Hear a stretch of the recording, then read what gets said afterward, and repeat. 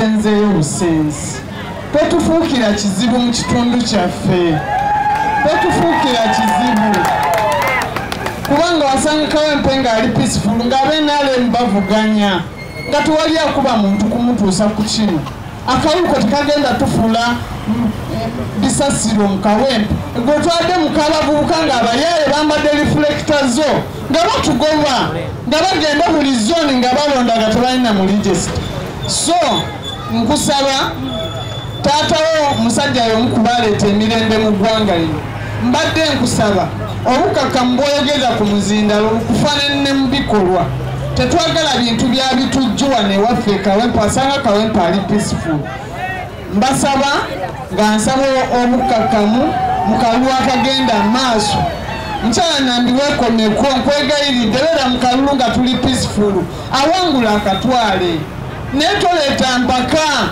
nakuwulira mukazangula ng'oweza mbusimanyi kazangula wagiwangula ddi so assalamu alaikum warahmatullahi taala wabarakatuh enjena n'omusanzi sinze kwogera birongoofu byokka nga mukyala nambi aliwa njagala message agitegere fe twalonda Nalukoola era Nalukoola ye member wa parliament eno omubaka waffe Nalukoola yawaabirwa ate era ne bagamba bwave muki mu parliament naye fe twagala kakasa bannayuganda ne bannakawempe tonabo Nalukoola twamulonda era tukyakola ki tukyaliwo insha Allah n'olwekyo abo bonna abalowooza nti amaanyi g'abantu n'obuyinza bw'abantu n'obuwagizi bw'abantu bajja kujja mu kkooti bakosekose mu gaaki ga lumonde n'olwekyo ebigambo ebyo badde nera okubyogera kubanga kituluma constituency emaze emyaka 5 ebonabona terina mubaka twalowooza nti omwaka guno gusembayo Nalukoola agenda kukola ki naye ne batandika omutawaanya tuli bamalirivu nnyo insha Allah kagwake ketonye Nalukoola ye mbaka waffe ekyo nkibaze embeera omwakoze eki alindira insha Allah n'ebigambo basaba ne bannyawo njala kuwunzika nga mbebaza nnyo mwebale nnyo mwebalire ddala era n'okubakakasa nti mbasaba mwenna 2024 kama wange Secretary for Religious Affairs mu ofisi ya Supreme Mufti Sheikh Yasir Kulumba omyuka wa Kadhi mukama wange ssente w'ettwale lino wamu ne w'ettwale ly'Ewandegeya bakama bange mwenna basibo ne bannyabo baseeka baffe ab'enjawulo abatudde wano bakulembeze bannange mwenna assalamu alaikum warahmatullahi wabarakatuh tuweza Allah subhanahu wa ta'ala yasobozesezza bakadde baffe bano okudda ijeni abadde yanjawulo nnyo nti bangi bafisse ate nga bamaze okukola byonna naye Allah abanga yakubasobozesa mmwe ne mubeera nga mwali mwabo Allah byakkiriza okugenda tugamba nti alhamdulillahi rabbil alamin twagala bakulisaayo nnyo era okubayo mwakomawo bannange ebidaala byeŋŋeezeemu bwe bintu bitirivu obungi naye twagala okusaba Allah subhanahu wa ta'ala buli ali wano yenna nga Allah tamutwalangayo Allah akkiriza agende omwaka ogujja inshallah ate buli ayagendayo Allah akkiriza akole ki Allahi wa barakatuh. Assalamu alaikum wa rahmatullahi wa barakatuh. Sebo omugenyi waffe omukulu tukulisaayo e Makka. Abakulu b'amatwale mwenna abali wano alhamdulillah mwebala okujja okumujagulizaako mukama waffe olunaku luno olw'ekitiibwa era nga ffenna tuzze okwesenera ku mikisa Sebo Haji Muzamil era nga tusaba ogituwe mukama waffe. Nze Zahara Mala Luyirika, nze sipiika wa Kampala. Neebaza Katonda ffenna tuli balamu olwaleero era ne mwebaza ntuli wano ettula okujagulizaako sheekhi waffe era omukulu w'ettwale lino alhamdulillah. Njagala okutuusa salaamu ennungi ennyo eva eri mukama waffe His Excellency Robert Kyagulanyi Ssentamu.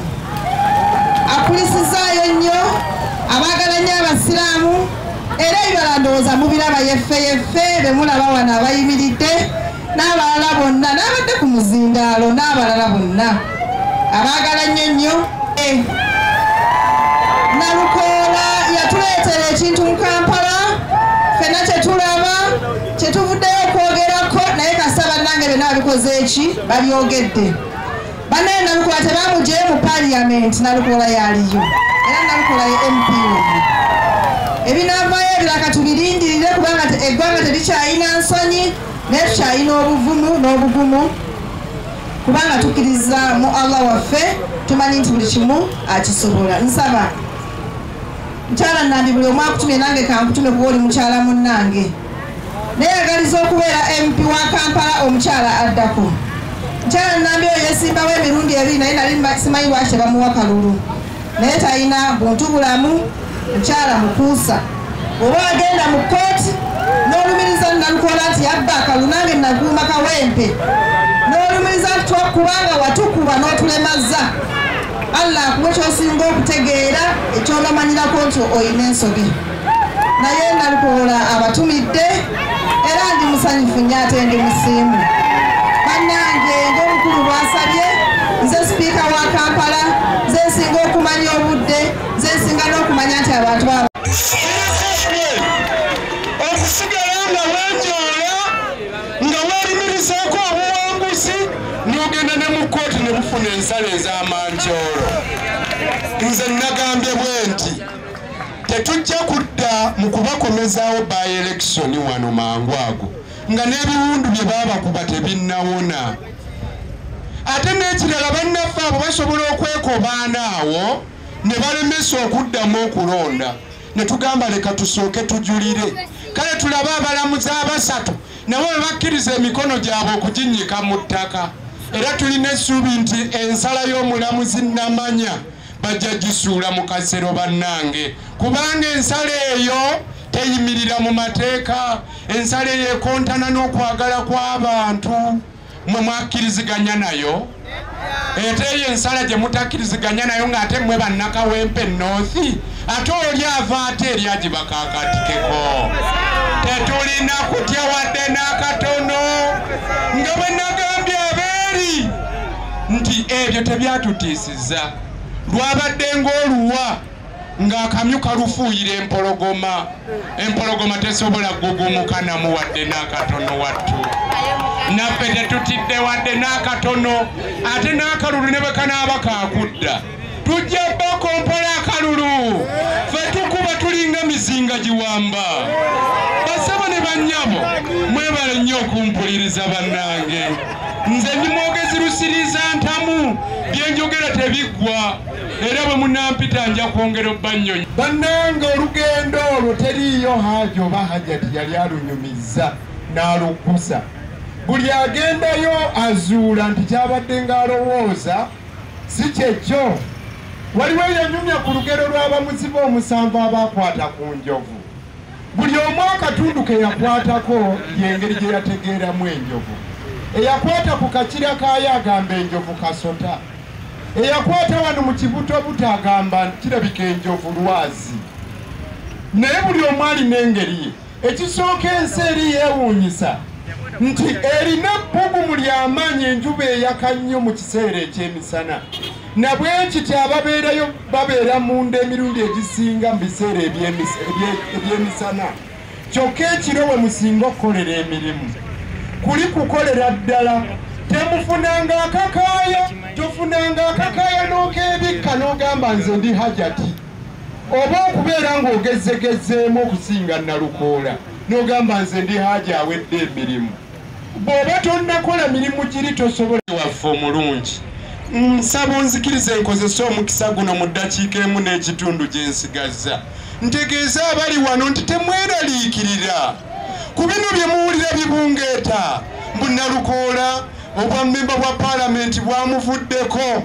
Ebyo byakusaaga. Omutontomi yagamba nti abaalonda Nalukoola we bali tebannafa.